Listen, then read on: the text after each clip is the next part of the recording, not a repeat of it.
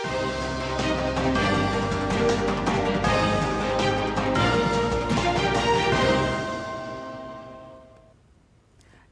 DD news देख रहे हैं आप और आपके साथ मैं हूं शहला निगार। बुलेटिन की शुरुआत में आइए सबसे पहले एक नजर सुर्खियों पर।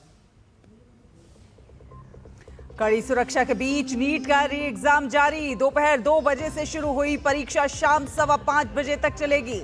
शिक्षा मंत्री ने अभ्यर्थियों को दिलाया भरोसा, कहा निश्चिंत होकर दें परीक्षा। अंतर्राष्ट्रीय योग दिवस के अवसर पर देश भर में हुआ योगाभ्यास। प्रधानमंत्री के नेतृत्व में कोलकाता में हुआ मुख्य कार्यक्रम।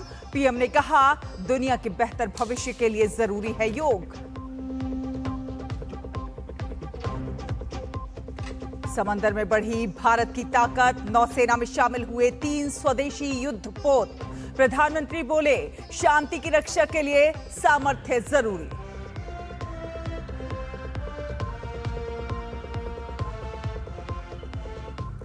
अमेरिकी उपराष्ट्रपति जेडी वेंस शांति वार्ता के लिए स्विट्जरलैंड पहुंचे।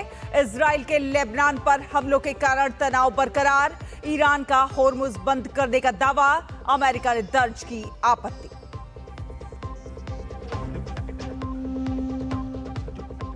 और शुभमन गिल के नेतृत्व में इंग्लैंड दौरे के लिए भारतीय वनडे टीम का हुआ ऐलान। लंबे समय के बाद बुमराह की हुई वनडे टीम में वापसी। चोटिल, कोहली भी टीम में शामिल।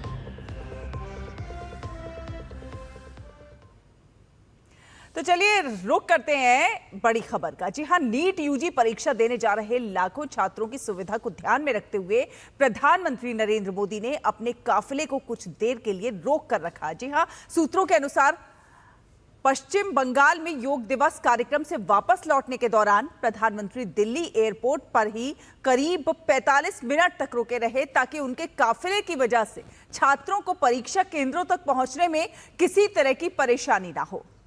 दोपहर 2 बजे परीक्षा शुरू होने के बाद ही प्रधानमंत्री अपने आवास के लिए रवाना हुए। दरअसल प्रधानमंत्री दोपहर 1:15 पर पश्चिम बंगाल से दिल्ली लौटे थे और उन्हें सीधे प्रधानमंत्री आवास जाना था, लेकिन उसी समय देश भर में नीट यूजी परीक्षा के लिए छात्र अपने अपने परीक्षा केंद्रों की ओर जा रहे थे। प्रधानमंत्री के काफिले की आवाजाही के दौरान कई जगहों पर, कई स्थानों पर यातायात प्रबंधन करना पड़ता है, जिससे छात्रों की आवाजाही प्रभावित हो सकती थी। तो ऐसे में प्रधानमंत्री ने फैसला लिया कि परीक्षा शुरू होने तक वो एयरपोर्ट पर ही रुके रहेंगे। दोपहर 2 बजे परीक्षा शुरू होने के बाद प्रधानमंत्री अपने काफिले के साथ अपने आवास के लिए रवाना हुए। तो बेहद महत्वपूर्ण ये पूरा कार्यक्रम प्रधानमंत्री नरेंद्र मोदी का, जो कि योग दिवस कार्यक्रम में पश्चिम बंगाल से शामिल होकर वापस दिल्ली आ रहे थे। अरुण शर्मा हमारे सहयोगी हमारे साथ जुड़ रहे हैं इसी पर और जानकारी के साथ। अरुण, बेहद महत्वपूर्ण ये फैसला प्रधानमंत्री नरेंद्र मोदी का, क्योंकि नीट यूजी की ये जो परीक्षा हो रही है, पुनर्परीक्षा, और इसमें कोई व्यवधान ना पड़े, छात्रों को किसी प्रकार की कोई परेशानी ना हो, इसके लिए प्रधानमंत्री 45 मिनट तक एयरपोर्ट पर ही रुके रहे। देखिए शैला, प्राइम मिनिस्टर मोदी खुद इस बात को कई बार बोल चुके हैं कि हम जो बड़े फैसले लेते हैं, तो एक लीडर केवल बड़े फैसले लेकर के एक बड़ा नेता लीडर नहीं बनता है। एक ह्यूमन टच जब उसकी अप्रोच में आता है, एक इंक्लूसिव अप्रोच जब आती है, एक मानवीयता का जब पहलू एक लीडर देखता है, तब शायद वो लीडर बड़ा बनता है। बिल्कुल। रीनीट कंडक्ट करना और प्राइमरीली इस बात को इंश्योर करना कि बच्चे एग्जाम सेंटर तक पहुंच सके, उनको कोई अनसर्टेनिटीज या फिर किसी हर्डल से ना गुजरना पड़े। प्राइम मिनिस्टर नरेंद्र मोदी जब कोलकाता से वापस लौटते हैं दिल्ली, तो लगभग हम इस बात को जानते हैं कि सुबह 10:15 साढ़े 10 बजे के आसपास तक उनका कोलकाता का जो कार्यक्रम था वो पूरा हो गया था। उसके बाद जब वो 1-1:15 के आसपास तक दिल्ली पहुंचे, तो इस बात को जानते थे कि ये वो टाइम होता है जब ज्यादातर बच्चे रश कर रहे होते हैं एग्जाम सेंटर्स में। अब दिल्ली के अंदर अगर बात की जाए, जहाँ पे अप्रोक्सीमेटली 100 के आसपास सेंटर्स हैं इस समय पर दिल्ली के अंदर, जहाँ तक नीट के सेंटर्स की बात की जाए तो, और पूरे अगर आप एयरपोर्ट से लेकर के आप प्रधानमंत्री आवास तक का अगर रूट देखेंगे, तो यहाँ पे भी मल्टीपल सेंटर्स या फिर केवी के जो स्कूल्स होते हैं वो पढ़ते हैं। तो ऐसे में बहुत लाइकली होता कि अगर उनका काफिला या उनका मूवमेंट भी अगर होती, तो जो पुलिस होती है वो कई जगह पे रेस्ट्रिक्शंस करती, तो ये बहुत लाइकली था। तो इसी वजह से प्राइम मिनिस्टर नरेंद्र मोदी जैसे ही 1:15 बजे के आसपास लैंड करते हैं, ये उनका एक ह्यूमन टच या फिर एक अंडरस्टैंडिंग रहती है कि अगर ये फैसला होता है कि अगर इस तरह वो मूवमेंट करते हैं तो जाहिर सी बात है। अरुण, इसे एक ह्यूमन टच तो कहेंगे ही, एक मानवीयता की बात तो कहेंगे ही, साथ ही साथ हम इसे इस तरीके से भी समझेंगे कि प्रधानमंत्री नरेंद्र मोदी छात्रों का जो उज्जवल भविष्य हो इसको लेकर कितने चिंतित रहते हैं।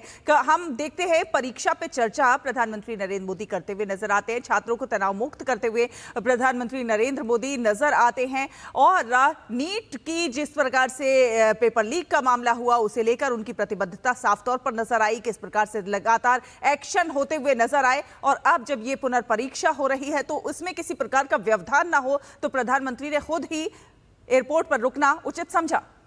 और इसमें एक और फैक्टर निकल करके आता है, ये cutting across the line, across bureaucracy, across all the ministers एक बड़ा मैसेज जाता है कि जब देश की टॉप लीडरशिप ऐसे छोटे छोटे फैसलों को लेती है, ऐसे छोटी छोटी चीजों को ऑब्जर्व करती है और उसको इम्प्लीमेंट करती है और ऐसी चीजों को अपनाती है जिससे कि किसी भी तरह का हर्डल एक ना हो किसी बच्चों को, और एक तरह से पब्लिक फर्स्ट या फिर पीपल्स फर्स्ट अप्रोच के साथ में जब कोई नेता काम करता है तो ये बड़ा मैसेज देश की ब्यूरोक्रेसी को जाता है, ये देश के नेताओं को जाता है, देश के मिनिस्टर्स को जाता है कि वो भी अपनी लाइफ में इस तरह के अप्रोच को अपनाएं।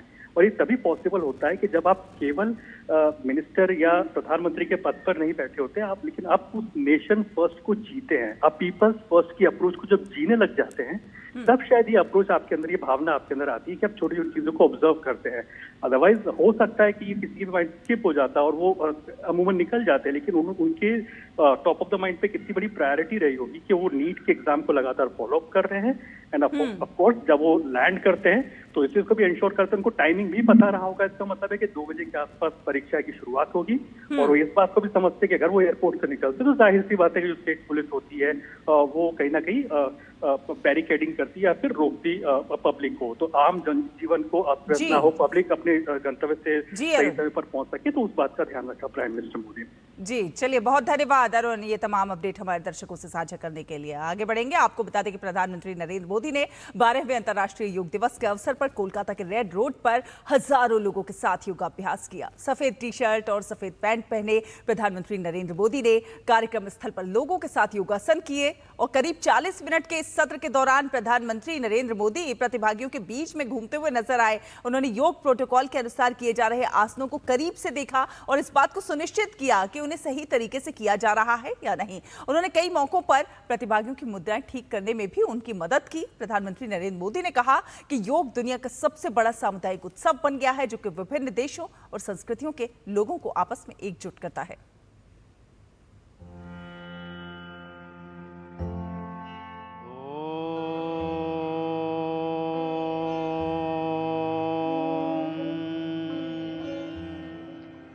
इक्कीस जून का ये दिन पृथ्वी के कुछ भूभाग पर साल में सबसे लंबी अवधि का दिन होता है और अंतर्राष्ट्रीय योग दिवस के कारण 21 जून का ये दिन विश्व के सबसे बड़े सामूहिक उत्सव का दिन भी बन गया है।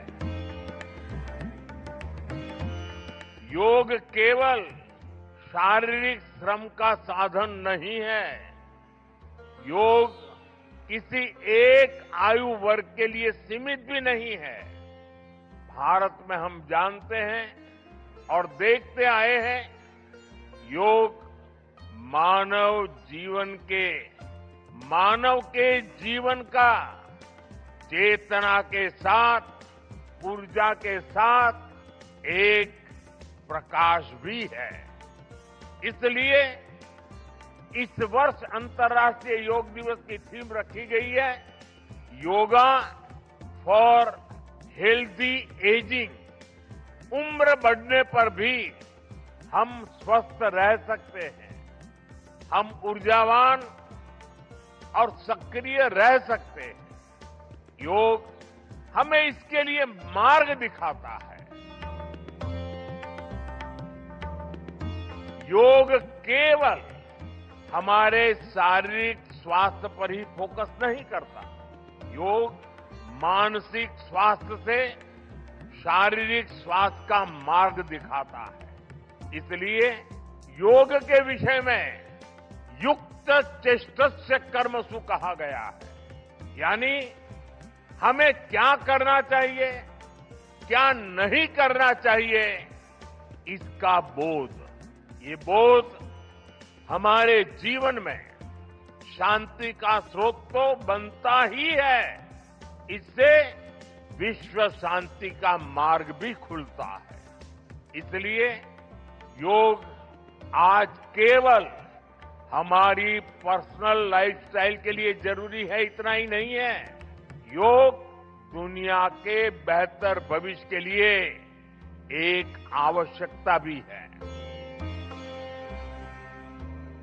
जब समाज स्वस्थ होगा तब राष्ट्र भी अधिक सक्षम, अधिक समृद्ध और आत्मविश्वासी बनेगा।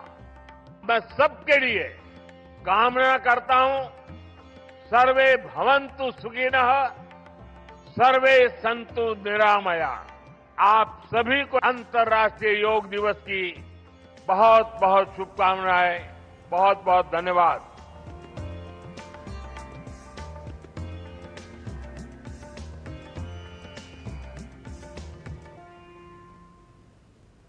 और अंतर्राष्ट्रीय योग दिवस पर योग करने के लिए राष्ट्रपति द्रौपदी मुर्मू जबलपुर के गैरसन ग्राउंड पहुंची, जहां पर उन्होंने योगाभ्यास किया। उनके साथ राज्यपाल मंगूभाई पटेल और मुख्यमंत्री मोहन यादव भी मौजूद रहे।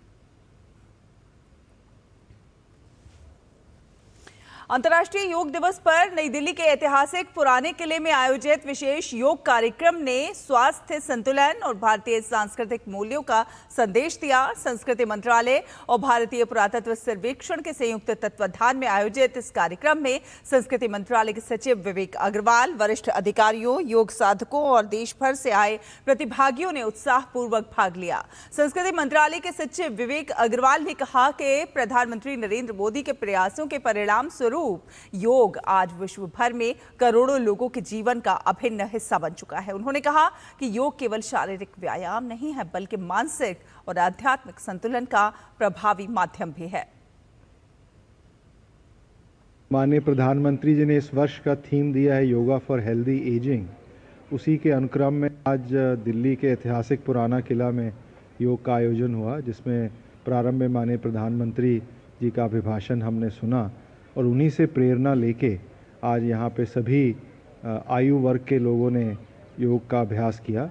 और योग का अभ्यास भी जो आसन चुने गए और जिस प्रकार का योग का अभ्यास हुआ, उससे योग करके पूरी अनुभूति हुई कि जो थीम है हेल्दी एजिंग का, कि जो एज का प्रभाव हमारे पे ना हो और बढ़ती एज के साथ ही हमारी ऊर्जा बढ़ती रहे। ऐसा नहीं हो कि हमें कार्य करने में या देश की सेवा करने में कोई कठिनाई हो, उसका अनुभूति आज योगा करके हुई। और एक बहुत ही अच्छी भावना से और बहुत ही अच्छे वातावरण में आज का योग संपन्न हुआ। और योग दिवस के इस मौके पर कुछ शानदार तस्वीरें सामने आई हैं जो आपके टीवी स्क्रीन पर हम आपको दिखा रहे हैं। इनसे अंदाजा लगा सकते हैं आप कि योग दिवस के मौके पर किस अंदाज में इस योग दिवस को सेलिब्रेट किया गया है।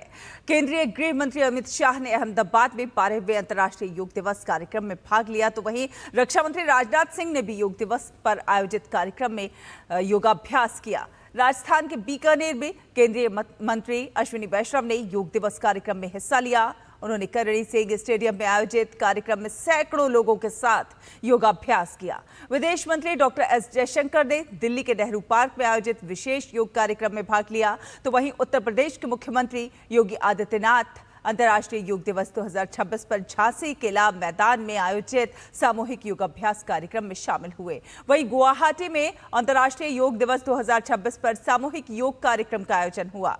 असम के मुख्यमंत्री हेमंत बिस्वा शर्मा और केंद्रीय वित्त मंत्री निर्मला सीतारमण ने इस कार्यक्रम के दौरान योगाभ्यास किया। उत्तराखंड के मुख्यमंत्री पुष्कर सिंह धामी ने भी चंपावत में अंतर्राष्ट्रीय योग दिवस 2026 पर आयोजित सामूहिक कार्यक्रम में शामिल हुए, योगाभ्यास किया और इसके साथ ही बिहार के मुख्यमंत्री सम्राट चौधरी ने भी अंतर्राष्ट्रीय योग दिवस 2026 पर आयोजित सामूहिक योग कार्यक्रम के दौरान योगाभ्यास किया। तो ये तमाम तस्वीरें इस बानगी को बयान करती हैं कि पूरा देश इस समय योगमय प्रतीत होता है। आज अंतर्राष्ट्रीय योग दिवस के अवसर पर प्रधानमंत्री कार्यालय सेवा तीर्थ में भी योग का विशेष आयोजन हुआ और प्रधानमंत्री के प्रधान सचिव डॉक्टर पी.के. मिश्रा के नेतृत्व में पीएमओ, राष्ट्रीय सुरक्षा परिषद सचिवालय और कैबिनेट सचिवालय के अधिकारियों और कर्मचारियों ने सामूहिक योगाभ्यास किया। कार्यक्रम के दौरान सभी अधिकारियों और कर्मचारियों ने सामूहिक रूप से विभिन्न योगासन और प्राणायाम किए। योग के माध्यम से स्वस्थ जीवन शैली और मानसिक संतुलन का संदेश भी दिया गया। योग दिवस के इस आयोजन में बड़ी संख्या में अधिकारी और कर्मचारी शामिल हुए और स्वस्थ और फिट भारत के संकल्प को दोहराया गया। काशी में 80 घाट से लेकर नमो घाट तक सभी घाटों पर लोगों ने योग करके अंतर्राष्ट्रीय योग दिवस मनाया। इसके अलावा श्री काशी विश्वनाथ धाम, पुलिस लाइन, काशी के विभिन्न देवालयों, विश्वविद्यालयों, स्कूलों, सामाजिक संगठनों, बरेका, रेलवे आदि इलाकों में लोगों ने मनोयोग से योग किया। वाराणसी के 84 घाटों से लेकर मंदिर, पार्क, स्कूल, कॉलेज और विश्वविद्यालयों में योग दिवस मनाया जा रहा है। नमो घाट, काशी विद्यापीठ जैसी जगहों पर जिला प्रशासन ने योग का आयोजन किया। वहीं बरेका और IUCTE जैसे केंद्र सरकार के अधीन संस्थाओं ने भी योग करके योग दिवस मनाया और लोगों से अपील की कि योग से ही निरोग हो सकते हैं, जिसका मंत्र पूरे विश्व को हमारे सांसद और देश के प्रधानमंत्री ने दिया है, जिसे पूरा विश्व आज मना रहा है। तो ये तो हुई देश की बात। भारत की प्राचीन योग परंपरा का प्रभाव दुनिया भर में लगातार बढ़ रहा है। अंतर्राष्ट्रीय योग दिवस के अवसर पर कनाडा के टोरंटो में भारत के कॉन्सुलेट जनरल ने 12वें अंतर्राष्ट्रीय योग दिवस का भव्य आयोजन किया। ये कार्यक्रम ओंटारियो विधानसभा भवन के ऐतिहासिक परिसर में आयोजित किया गया, जिसमें बड़ी संख्या में लोगों ने भाग लिया। और इस अवसर पर भारत के कॉन्सल जनरल महावीर सिंघवी ने कहा कि योग एक ऐसी शक्ति है जो भाषा, संस्कृति और देशों की सीमाओं से ऊपर उठकर लोगों को जोड़ती है। साथ साथ उन्होंने कहा कि योग आज भी स्वास्थ्य, शांति और संतुलित जीवन का सबसे प्रभावी माध्यम है। इस वर्ष योग दिवस की थीम स्वस्थ आयु के लिए योग रही और इसी थीम के अनुरूप सभी प्रतिभागियों ने सामूहिक योग सत्र में भाग लिया और स्वस्थ जीवन का संदेश भी दिया। कार्यक्रम में योग विशेषज्ञों, वेलनेस संगठनों और सामुदायिक नेताओं ने भी भाग लिया और इस दौरान योग के जरिए शारीरिक और मानसिक स्वास्थ्य को बेहतर बनाने पर जोर दिया गया। फिलहाल एक छोटा सा ब्रेक, आप देखते रहिए DD न्यूज।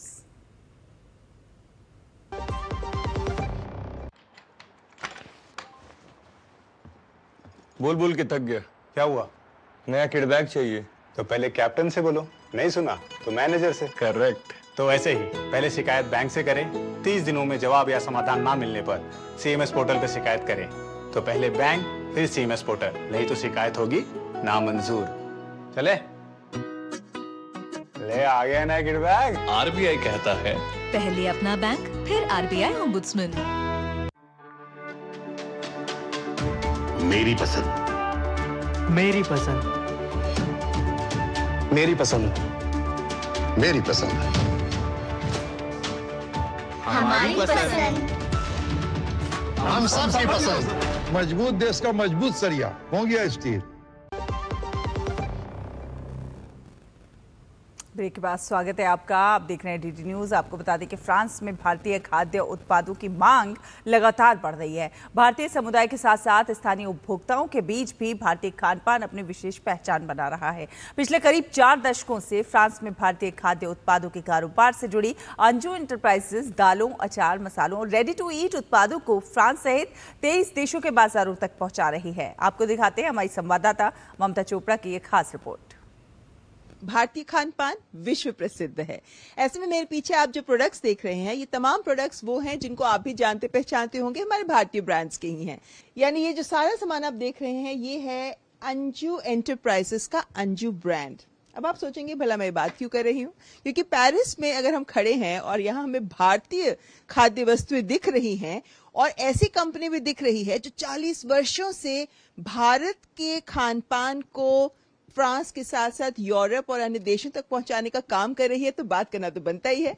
तो हमारे साथ इस वक्त हैं अंजुला मल्होत्रा मौंज, जो अंजू एंटरप्राइजेस की प्रेसिडेंट हैं। 40 साल पहले कहाँ से फिर शुरुआत हुई, मतलब वो वक्त क्या था जब कुछ मिलता नहीं था भारतीय यहाँ पे? उस समय जब मेरे पेरेंट्स यहाँ पे शिफ्ट हुए थे, उस समय कुछ भी नहीं मिलता था, ना आटा, ना चावल, ना मसाले, सब कुछ इंडिया से मंगवाने पड़ते थे पार्सल्स वगैरह में।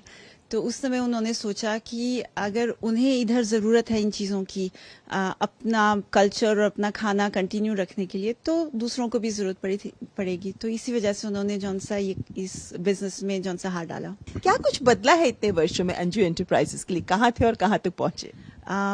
जो उनका स्टार्ट था वो एक छोटी सी दुकान से हुआ था उस टाइम में, और उसके बाद जौन सा धीरे धीरे एक दुकान से 2 दुकानें हुई, 3 दुकानें हुई, फिर होलसेल शुरू हुआ, और उसके बाद जौन सा ये सारा बिजनेस इंपोर्ट का शुरू हुआ। आज हम जौन सा है करीब 23 कंट्रीज में एक्सपोर्ट करते हैं फ्रांस के अलावा। तो हाँ, बहुत बिजनेस इस हिसाब से बड़ा है, और पॉपुलेशन भी हमारी काफ़ी बड़ी है। पैकेजिंग अब आप इंडिया से करवाते हैं। मोदी सरकार बहुत काम कर रही है कि ये सारी इंडस्ट्रीज वहां पे भी डेवलप कर सके। कितनी सुविधा आप जैसे लोगों को भी हो रही है कि हम इंडिया में पैकेजिंग इंडस्ट्री को इतनी हाइट दे रहे हैं? इट्स रियली इंटरेस्टिंग, क्योंकि आज के दौर में जो यहाँ पे जो हम पैकेजिंग, जो प्रीमियम पैकेजिंग बना सकते थे, अब वो यहाँ से अच्छी इंडिया में बनती हैं at better prices, the quality is much better. और जो चीज़ जो सा है डिपार्चर इंडिया में बन सकती है, वो वहाँ से करनी चाहिए, यहाँ से करने का कोई पॉइंट नहीं बनता। क्या उम्मीद है, क्या कुछ करना चाहते हैं हासिल अब आप अपने इस बिजनेस से? कहाँ तक एक्सपैंड करने का मन है? ओह, आई रियली विश कि इसमें हम एथनिक पॉपुलेशंस में बहुत पॉपुलर हैं, एंड मेन स्ट्रीम में जो सा धीरे धीरे वर्ल्ड आइल्स में जा रहे हैं। बट आई रियली विश कि कुछ सालों में, 5-10 सालों में, हमारे प्रोडक्ट्स जो से हैं मेन आइल हर सुपरमार्केट में प्रेजेंट हो। तो ये थी अंजू एंटरप्राइजेस की अंजुला मल्होत्रा मौंज। लेकिन एक इम्पॉर्टेंट बात है कि जब पहली बार आटा यहाँ पर तैयार किया गया कि यहाँ पर भारतीयों के लिए हो अवेलेबल, तो वो इन्हीं की कंपनी ने उस आटे को तैयार किया था। तो इससे इसकी महत्ता जरूर हमें पता चलती है। पेरिस से कैमरामैन योगेश के साथ ममता चोपड़ा, डीडी न्यूज।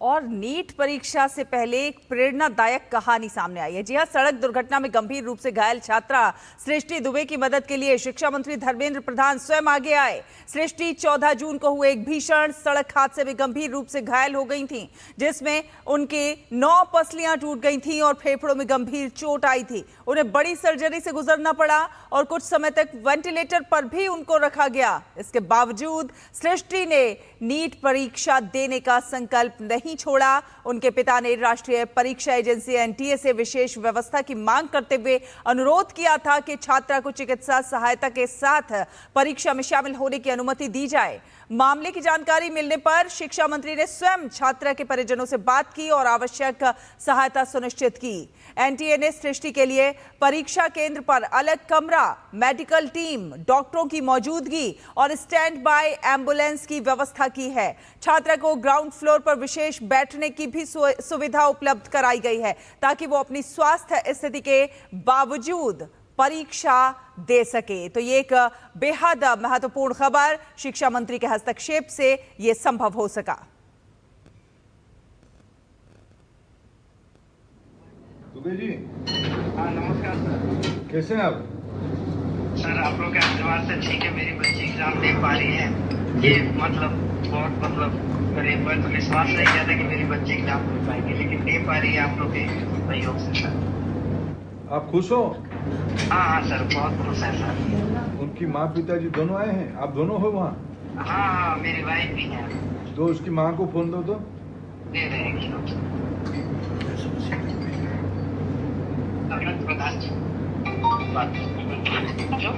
हेलो। हाँ सर, नमस्ते। नमस्ते। बेटी आज ठीक से परीक्षा दे रहे हैं? बस सर, बस आप लोग का आशीर्वाद है, आप लोग का। अरे माँ काली का आशीर्वाद है। हाँ, वो तो बिल्कुल हमारे कलकत्ता में तो काली माता होना ही चाहिए, पर आप लोगों का सहयोग है। और राजस्थान के अजमेर में नीट परीक्षा से पहले बुर्का पहनकर परीक्षा देने पहुंची एक अभ्यर्थी को प्रवेश को लेकर कुछ देर असमंजस की स्थिति का सामना करना पड़ा। अभ्यर्थी कुलसुम बानो ने आरोप लगाया कि परीक्षा केंद्र पर उन्हें बुर्का और दुपट्टा हटाने के लिए कहा गया, जबकि उनका कहना था कि एनटीए के दिशा निर्देशों के तहत निर्धारित सुरक्षा जांच के बाद उन्हें परीक्षा देने की अनुमति मिलनी चाहिए। हालांकि बाद में वरिष्ठ अधिकारियों के हस्तक्षेप के बाद स्थिति स्पष्ट हो गई, विवाद सुलझ गया और अजमेर नॉर्थ के सीईओ शिवम जोशी ने बताया कि निर्धारित समय के अनुसार सभी अभ्यर्थियों को प्रवेश दिया गया है। प्रवेश द्वार बंद कर दिए गए हैं और बुर्के को लेकर पैदा हुआ भ्रम भी दूर कर लिया गया है। उन्होंने कहा कि वरिष्ठ अधिकारियों द्वारा नियमों को स्पष्ट किए जाने के बाद मामला शांतिपूर्वक सुलझ गया और परीक्षा केंद्र पर सभी अभ्यर्थियों को बिना किसी अन्य विवाद के प्रवेश दिया गया है।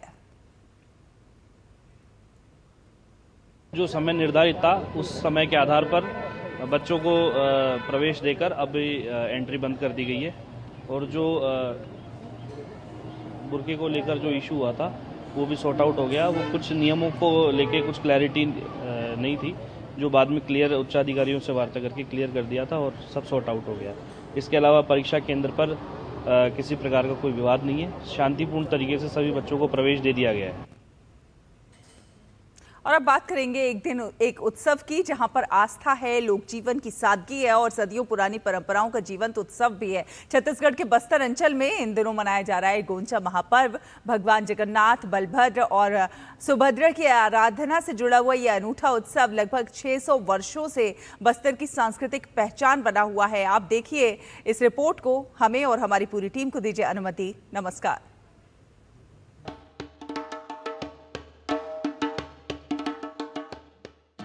ढोल मांदर की थाप, शंख ध्वनि और जय जगन्नाथ के जयकारों से गूंजता जगदलपुर। आषाढ़ शुक्ल द्वितीय के अवसर पर निकलने वाली श्री गोंचा रथ यात्रा बस्तर के सबसे बड़े धार्मिक आयोजनों में गिनी जाती है। भगवान जगन्नाथ, बलभद्र और सुभद्रा भव्य रथ पर विराजमान होकर नगर भ्रमण करते हैं और हजारों श्रद्धालु रस्सियां थामकर अपने आराध्य के रथ को खींचने का सौभाग्य प्राप्त करते हैं। पूरे नगर में भक्ति, उल्लास, लोक संस्कृति का अद्भुत संगम दिखाई देता है। गोंचा उत्सव की सबसे अनूठी पहचान है तुपकी और गोंचा की परंपरा। बांस से बनाई जाने वाली पारंपरिक तुपकी में गोंचा या पेंग नामक जंगली फल को भरकर भगवान जगन्नाथ के रथ की ओर सलामी दी जाती है। ये किसी युद्ध का प्रतीक नहीं, बल्कि श्रद्धा, आनंद और सामुदायिक सहभागिता का सांस्कृतिक उत्सव है। बस्तर के आदिवासी समाज में ये परंपरा भाईचारे, मेल मिलाप और सामाजिक समरसता की प्रतीक मानी जाती है और इसी वजह से ये उत्सव देश के अन्य रथोत्सवों से अपनी विशिष्ट पहचान बनाए हुए है। गोंचा महापर्व केवल देव आराधना तक सीमित नहीं है, यहाँ सदियों पुरानी मीत बनाने की परंपरा भी निभाई जाती है। भगवान जगन्नाथ को साक्षी मानकर दो लोग जीवन भर मित्रता निभाने का संकल्प लेते हैं। ये संबंध रक्त से नहीं, बल्कि विश्वास, सम्मान और आत्मीयता से जुड़ा होता है। बस्तर की सामाजिक संरचना में मीत का ये रिश्ता आज भी उतना ही महत्वपूर्ण माना जाता है जितना पारिवारिक संबंध। 9 दिनों तक चलने वाला ये महोत्सव बाहुड़ा गोंचा अर्थात भगवान जगन्नाथ की वापसी यात्रा के साथ संपन्न होता है और मान्यता है कि गोंचा पर्व के समापन के साथ ही विश्व प्रसिद्ध बस्तर दशहरा की तैयारियों का शुभारंभ भी हो जाता है। यही कारण है कि गोंचा उत्सव केवल एक धार्मिक आयोजन नहीं, बल्कि बस्तर की सांस्कृतिक जीवनधारा का महत्वपूर्ण पड़ाव माना जाता है। गोंचा महापर्व केवल एक रथ यात्रा नहीं, बल्कि बस्तर की आत्मा का उत्सव है, जहां भगवान जगन्नाथ की भक्ति, आदिवासी परंपराओं की गरिमा और सामाजिक एकता का संदेश एक साथ दिखाई देता है। और शायद यही वजह है कि 600 वर्षों से चली आ रही ये परंपरा आज भी बस्तर की सांस्कृतिक स्मृति को जीवंत बनाए हुए है और हर वर्ष श्रद्धालुओं के साथ साथ देश विदेश से आने वाले पर्यटकों को भी अपनी ओर आकर्षित करती है। Bureau report, DD news.